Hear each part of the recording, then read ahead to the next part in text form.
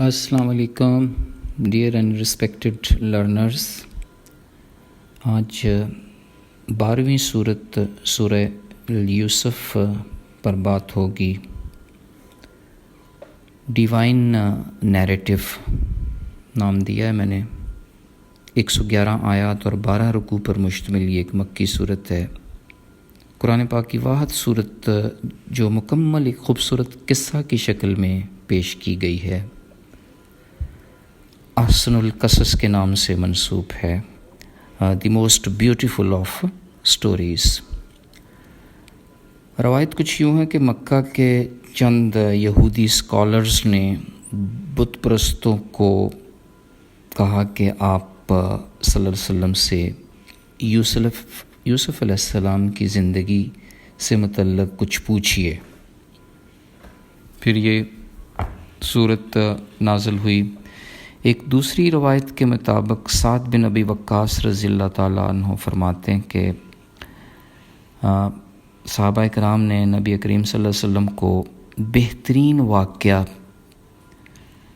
سنانے کی درخواست کی، تو اللہ رب العزت نے یہ ابتدائی آیات اور پھر یہ صورت نازل کی۔ یوں اس پورے قصہ میں نبوت کی دلیل موجود ہے۔ سورت کا آغاز اس بات سے ہو رہا ہے کہ اس کتاب کو عربی زبان میں اس لیے نازل کیا گیا کہ تاکہ ہم اسے سمجھ سکیں۔ یہ بات واضح ہو گئی کہ یہ کلام کسی بھی اور زبان میں ہوتا تو انسان کو شاید اتنا سمجھ نہ آتا۔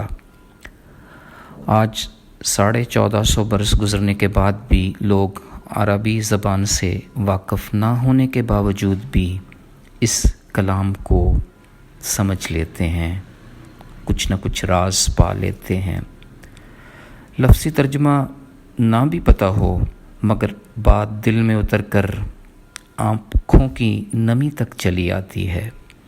ایک طرف تو اس کتاب کی دائمی فضیلت قائم ہو جاتی ہے، جبکہ دوسری طرف اس کے فصیح و بلیغ ہونے کی شہادت بھی مل جاتی ہے۔ قصہ کچھ یوں ہے کہ حضرت یوسف علیہ السلام خواب میں 11 ستارے، سورج اور چاند دیکھتے ہیں جو انہیں سجدہ کر رہے ہیں۔ باپ یعقوب علیہ السلام نے خواب چھپانے کی مصلحت پیش کی اور بیٹے کو اعلیٰ مقام کی خوشخبری سنائی۔ حضرت یوسف علیہ السلام بچپنی کی سادگی میں خواب اپنے بھائیوں کو سنا بیٹھے۔ ان میں حسد کی آگ بھڑک اٹھی۔ یوں بڑے بھائی شمعون کے مشورے سے یوسف علیہ السلام کو یعقوب علیہ السلام سے الگ کرنے کی سازش کی گئی۔ بہانے سے لے کر چلے گئے اور کنویں میں پھینک ڈالا، اور پھر باپ کو آ کر جھوٹی کہانی سنا دی کہ یوسف علیہ السلام کو بھیڑیا کھا گیا۔ شام سے مصر جاتے ہوئے ایک قافلے نے یوسف علیہ السلام کو نکال لیا اور فروخت کر دیا۔ وقت گزرتا گیا، اللہ نے خوابوں کی تعبیر سکھلا دی اور پھر جوانی کی عمر کو پہنچنے پر نبوت کا شرف بخشا۔ کسی بھی قسم کی برائی بھی آپ علیہ السلام کی پاکیزگی کو زچ نہ کر سکی۔ کڑی آزمائش میں سے بھی گزرے، مگر بالآخر عزیز مصر کو یقین ہو گیا کہ یوسف علیہ السلام پاک دامن ہیں۔ یوسف علیہ السلام کی رب سے خصوصی دعا بھی یہ تھی کہ برائی کے گڑھے میں جانے کی نسبت وہ قید میں جانا پسند کریں گے۔ یوں قید میں بھی تبلیغ شروع کر دی۔ خوابوں کی تعبیر کا چرچا شروع ہو گیا۔ شاہ مصر کے خواب کی تعبیر کی اور غلہ محفوظ رکھنے کی سکیم بتائی۔ سچی تعبیر پر رہائی اور عزت افزائی ملی۔ عزیز مصر نے وزیر خزانہ بنا دیا۔ یوسف علیہ السلام کی پھر بھائیوں سے ملاقات ہو گئی۔ انہیں اگلی مرتبہ اپنے بھائی بنیامین کو لانے کی خواہش کا اظہار کیا۔ یعقوب علیہ السلام نے بیٹوں کو تاکید کی کہ شہر میں علیحدہ علیحدہ دروازوں سے داخل ہونا تاکہ نظر نہ لگے، اور حضرت یوسف علیہ السلام نے تدبیر کر کے بھائی بنیامین کو اپنے پاس رکھ لیا۔ حضرت یعقوب علیہ السلام کو دوسرے بیٹے کی جدائی کا غم لگ گیا۔ صبر کیا اور شکوہ صرف رب کی ذات سے ہی کیا۔ بھائیوں کا مصر کی جانب تیسرا سفر جس میں یوسف علیہ السلام نے انہیں معاف کر دیا۔ یوسف علیہ السلام کی قمیض سے یعقوب علیہ السلام کی بنائی بھی واپس لوٹ آئی، بیٹوں کی باپ سے دعائے مغفرت کی اپیل، اور پھر بالآخر یعقوب علیہ السلام کے خاندان کی مصر آمد، اپنے والدین کو تخت شاہی پر بٹھایا۔ 40 سال بعد خواب کی تعبیر مکمل ہو گئی۔ یہ شاندار صورت اس بات پر کنکلوڈ ہوتی ہے کہ ان واقعات میں عقل مندوں کے لیے نصیحت اور عبرت ہے، ایمان والوں کے لیے ہدایت اور رحمت ہے۔ اس احسن القصص سے ہم نے یہ بھی لرن کیا کہ اللہ تعالیٰ کے عذاب سے ہر وقت پناہ مانگنی چاہیے، توحید پر غور کرنا اور شرک سے بچنا ہی مقصد حیات ہونا چاہیے، اور یہ کہ حسد کی آگ میں انسان خونی رشتوں کو بھی معاف نہیں کرتا۔